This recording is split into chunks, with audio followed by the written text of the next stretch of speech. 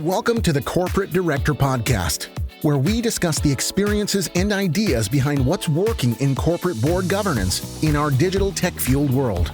Here, you'll discover new insights from corporate leaders and governance researchers with compelling stories about corporate governance, strategy, board culture, risk management, digital transformation, and more. Hi, everybody, and welcome back to the Corporate Director Podcast, the voice of modern governance. My name is Dottie Schindlinger, Executive Director of the Diligent Institute, and I'm joined once again by my amazing co-host, Meghan Day, Strategy Leader here at Diligent. Meghan, how's it going today?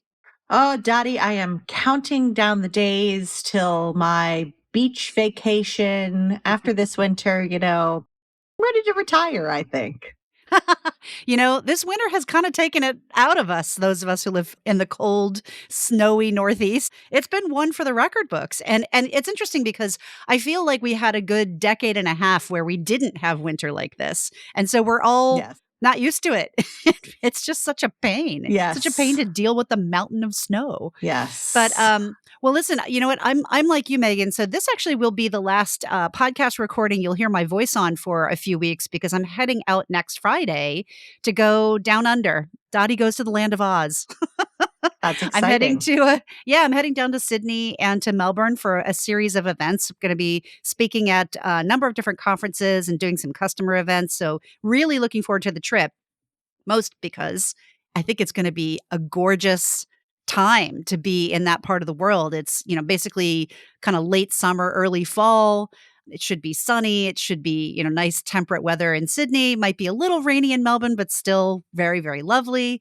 So yeah, I'm looking forward to being in not big, bulky sweaters for a few weeks. Yes. Well, I wasn't joking about, retirement plans, Dottie. That sounds like a great place to go if you're looking to, kick back your heels a little bit early. And this is all of my terrible segue into talk about what has been some really interesting news coming out of search firms and some of the other folks that pay close attention to CEO appointments, but also CEO departures. And there's some really interesting stats coming out of Russell Reynolds. Globally, 234 CEOs departed last year, which is up about 16% from 2024. But only about a third of those were related to planned successions, which is really, really interesting. Yeah, a lot of surprise goodbyes, as this article points out. I mean, it's been really interesting. We talked a couple weeks ago on the podcast about the number of board members leaving seats, and now it's also interesting to take a look at the CEO tenure. It seems like CEO tenure is falling. It kind of always has averaged about 5 years, but I think it's really gone down in the last couple of years, and we're seeing a lot more unplanned, unexpected CEO departures that are not necessarily at the discretion of the board, but at the discretion of the CEO who's leaving for a different role somewhere else. Another interesting survey out of Spencer Stewart, according to some studies that they have done of about 1,000 CEOs, some 61% of CEOs in their first year on the job said they plan to leave in the next 5 years. Isn't that interesting? I mean, nearly burnout, 60% of all of the CEOs said they expected to leave within 3 years. Yeah, that should really be a wake-up call, I think, for any board that hasn't been talking about CEO succession planning. The thing about it is we all know we have to do it. We all kind of have that name in the drawer. But we always, I think, have kind of taken the mindset of if something untoward were to happen to the CEO, right? Or if we have to make a change, it's always sort of in the mindset of it's either something unexpected that happens to us or it's something that we need to take action on. We haven't, I think, maybe spent as much time talking about the fact that CEOs are getting burned out. They're really getting burned out. A lot has to do with the range of disruptions to business over the last several years. I mean, think about COVID, think about, what happened with tariff and trade policy, think about AI disruption. I mean, there's a lot happening that is making these jobs far more stressful, far harder to stay satisfying. It's a real phenomenon, I think, worth boards spending some time talking about. Definitely. And maybe a great future episode for us to dive into. Well, it's actually in a weird way a little bit of a segue to our interview today because you had the opportunity to sit It's like, down with do Claudia tell. Allen. Yeah. Because you had an opportunity to sit down with Claudia Allen at KPMG and talk a little bit about what's happening on the geopolitical landscape and sort of what's the role of AI in all of that. And of course, that conversation wasn't specifically about CEO departures, but I do think it paints a picture and provides some context within which we're seeing a lot of CEOs heading for the hills. So why don't we give that interview a listen, Megan, and we'll come back and talk about some of the things that we heard.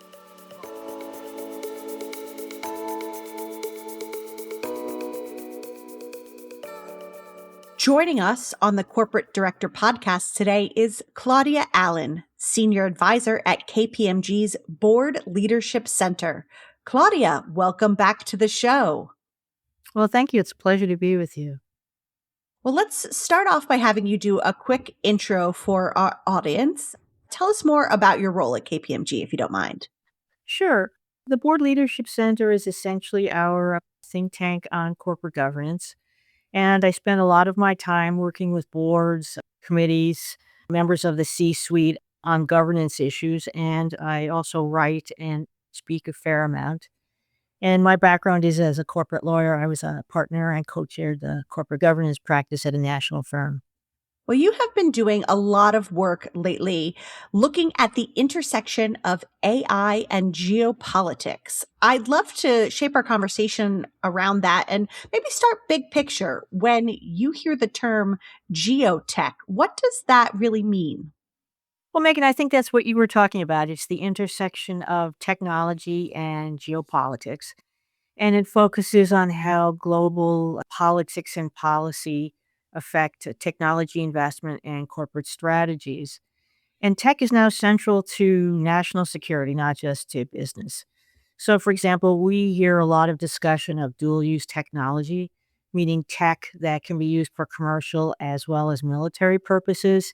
And it's being targeted by industrial policies and other government interventions like export controls. And then the shift we're seeing from globalization to sort of country first unilateralism really has amplified the importance of tech for economic growth and national security. And I think the geotech dynamic is playing out most prominently around AI, what some call the AI arms race between the US or the West on the one hand and China on the other. And I think it also encompasses a number of topics, including efforts around tech sovereignty. So the Hmm. interplay between tech and countries involving efforts to maintain strategic control over tech systems that are critical to economic competitiveness and security. Cybersecurity and AI, which sometimes are called weapons of mass disruption that are used by state and non state actors. And then other issues like export controls, tariffs, data privacy, data localization. And, the competition between the US and China is becoming really challenging for companies and third countries. And among other things, it requires navigating these complex supply chains and choosing between competing and often incompatible tech stacks and markets. Can you talk, maybe expand a little bit more about some of those implications between this US and China tech competition for multinationals? Sure. The US and China have distinct tech value chains, and then Europe is seeking its own tech sovereignty. In other words, it's trying to reduce its reliance on American tech. And all of this presents trade offs for multinationals, and they need to choose sometimes between which tech stack or camp they want to operate in. And all of this is really also complicated by what seems to be transactional diplomacy at times.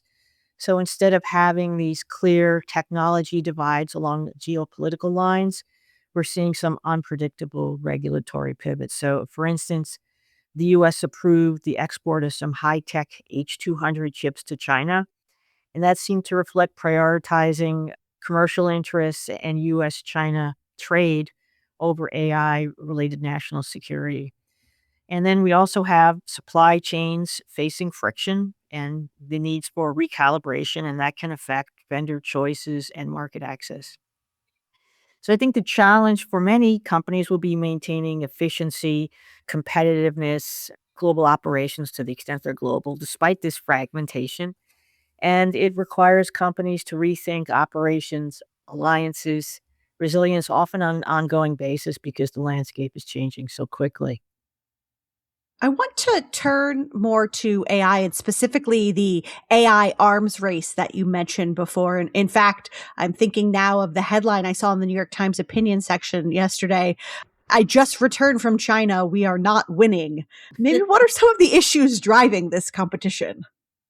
Well, I mean, I think there are four big issues that underlie a lot of this. First is computing power, meaning both the chips and energy. And we know there's really large demand for both. Second, energy and water. AI data centers are driving up energy demand, as we keep reading about. And countries with abundant energy and water may well have an advantage in scaling AI. Third, I would say data, both the quantity and the quality, as well as algorithms. And fourth is talent. And we're seeing huge, intense competition for talent in the tech sector. Well, given the complexity of those issues shaping AI's direction, how should companies be thinking about the interplay of AI and geopolitics, and particularly from a risk perspective? Yeah, that's a great question. I mean, I think companies need to treat the AI race as involving multidimensional risk management. So that means mapping dependencies, stress testing scenarios, building redundancy. And obviously, this requires considering the potential impact of different AI scenarios on strategy and your business model. And we did a survey late last year and we asked about the top threats to the execution of a company's strategy, and advances in AI and tech was within the top three. And then I think you also want to understand or try to understand the different drivers and incentives that are shaping regulatory environments around the world. So, for example, the US seems to be focused on rapid AI technology development and innovation. The EU is focusing on digital sovereignty, it's prioritizing safety and regulation. China's emphasizing state control and industrial efficiency and self reliance. And then we have different laws and regulations across the states and many municipalities in the US. And we don't have national clarity in the US. And so companies are going to need to adapt on an ongoing basis to a fragmented regulatory landscape. What about third party risks? Well, I think companies really need full visibility into third party dependencies. And so that means that your risk management and business continuity plans need to address the dependencies. And this in turn means mapping the exposures and rebuilding or building resilience. Resilience really is so vital. And over reliance on third party providers really can be quite risky. So I think one of the tasks for boards is to help ensure that management has done scenario planning for the new risks from AI, and those risks continue to change, and that management has redundancies built in. And all this really is with a view toward resilience. In a sort of a similar vein, we see in survey after survey that geopolitical risk is a top concern in the boardroom, certainly given all of the things we just discussed in the state of the world today. How do you see boards getting their arms around it? What should they be focused on in the conversations they're having with management? We put out, I think, a useful paper together with Eurasia Group, and it lays out three areas of focus for boards to help them take a systematic approach to overseeing geopolitical risk. And I think the first area of focus is having robust processes to basically manage geopolitical risk. And some of those processes would be processes to identify the key geopolitical risks and their impacts, to establish clear responsibility and accountability for each geopolitical risk. Also, having robust periodic reporting to the board on the key risks. So, that would be the current risks, emerging risks, future scenarios, and crisis readiness. I think a second area of focus would be making sure you obtain diverse perspectives. So you really need to obtain third party expert views. And then I think the last area is looking at the board's own geopolitical acumen and its oversight framework. And if you step back from it, I think one of the messages is that geopolitical risk is no longer just a once a year discussion. It probably needs to be quarterly, and depending on the business and geopolitical developments, you may need it to be a more frequent discussion. Very true and great recommendations. Before we wrap up, head into our questions we ask all of our guests. Any best and final thoughts for our audience? Well, I think there are a few things to watch with a big caveat about how quickly the geopolitical landscape is changing. So, these could become gated quickly. But I think one of the things to focus on is the US China relationship and negotiations, particularly around export controls and supply chain. How quickly China becomes self sufficient in semiconductors and computing power, the advancement of the US's AI models. And I think a big issue is the broader impact of AI on work and global change. Well, Claudia, as we wrap up, what do you think will be the biggest difference between boardrooms today and 10 years from now? Well, I think directors are going to have access to more and better real time information, as well as better tech. So that will help eliminate some of the information asymmetry between a board and management. But it'll still be important to remember that boards should not be getting into the weeds on a regular basis. That is not their role. But I think these tools can help the board extract better insights. What was the last thing you read, watched, or listened to that made you think about governance in a new light? Well, I was a member of a blue ribbon commission that put out a paper on the board CEO relationship late last year.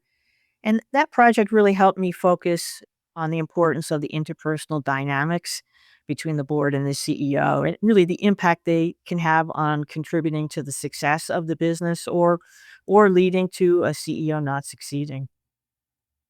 And finally, Claudia, what is your current passion project? Well, I'm the reporter for the Model Business Corporation Act. It's the corporate statute followed by a majority of states. And I'm pleased to announce we just published the 75th anniversary update. And that update, among other things, explains the evolution of the statute, including changes in the last 10 years. And it's now available through the American Bar Association. Very cool, and congratulations. Thank you. Well, thank you so much, Claudia, for taking the time to join us again on the Corporate Director Podcast. Well, thank you for having me. It's a pleasure.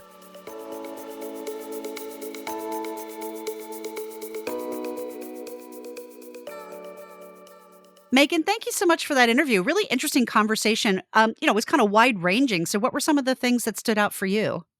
I think for me, it's easy to stay focused on what is happening in the United States. There's plenty of things that are catching our eye and are shifting priorities throughout organizations and on agendas in the boardroom on a regular basis. But hearing her talk about China and just the speed at which they're able to move, that has implications on every single organization in the world ultimately. Yeah, Megan, it reminded me of listening to Mark Carney at Davos this year, right? Which, a little bit of a different topic, but broadly speaking, his speech was about the shifting world order and that we just have to come to terms with the fact that there are different players that are rising in prominence and some are reducing in prominence, and it's changing what we think about in terms of global trade and global policy.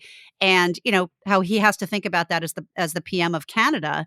Whether you agreed or disagreed with what he had to say, it's worth a listen because that is a pretty common set of assertions that I'm hearing from world leaders around the world, and it is very much worth taking note.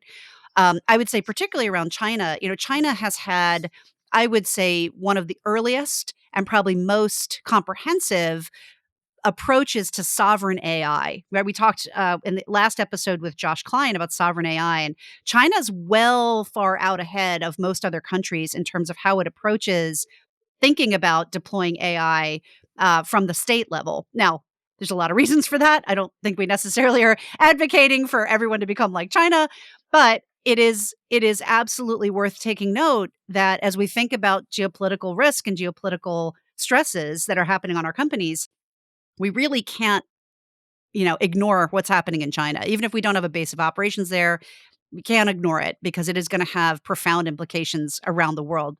AI has no borders. No. We have to really pay attention to what's happening there. My question is, I mean, to bring it back to the CEO burnout. I mean, all right, this is yet another huge, expansive, heady topic when I'm talking about geopolitical risk that Yeah. ultimately needs to be on the board agenda on a pretty regular basis. It's a lot. It is a lot. It's gonna be interesting, Megan, to see what happens in the next couple of years, right? Whether we one of the things I'm wondering, I don't know if I have no data to back this up. It's a question. Are we going to see a lot of CEO departures over, say, the next 2-ish years and then see that kind of stabilize and level off? Because one of the things I'm thinking about is there are a lot of CEOs who are kind of getting to a specific age, and they may just be feeling like, "You know what? There's a lot going on. It's very topsy-turvy, it's very complex, it's fast moving. This is a good time for me to get off the bus," like we talked about with the directors. Although as I'm saying that out loud, I'm realizing I'm not so sure the data backs that up because I'm not sure a lot of them retired.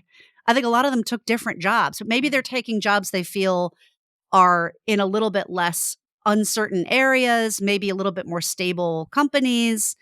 It's interesting. I just wonder if we're gonna see that taper off or if this is just the new normal Yeah.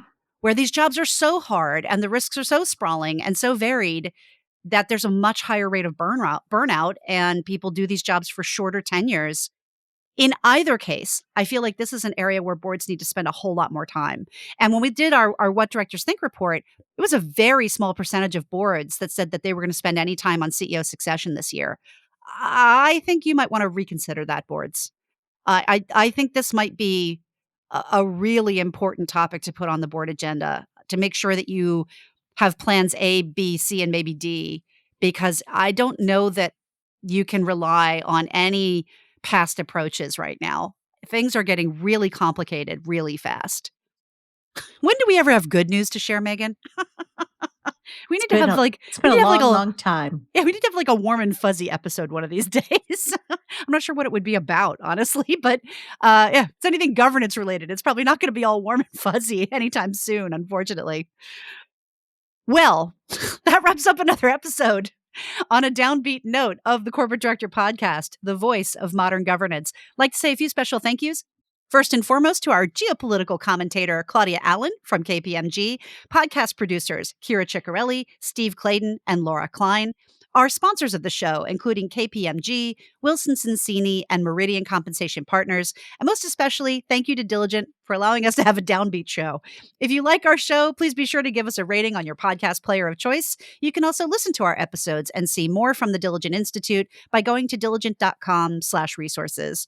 Also, if you serve on a nonprofit or public sector board, tune into our sister Diligent podcast, Leading with Purpose, for expert conversations on governance, risk, and compliance that makes an impact for mission-driven organizations. Thank you so much for listening. You've been listening to the Corporate Director Podcast. To ensure that you never miss an episode, subscribe to the show in your favorite podcast player. If you'd like to learn more about corporate governance and tools to help directors do their job better, visit www.diligent.com. Thank you so much for listening. Until next time.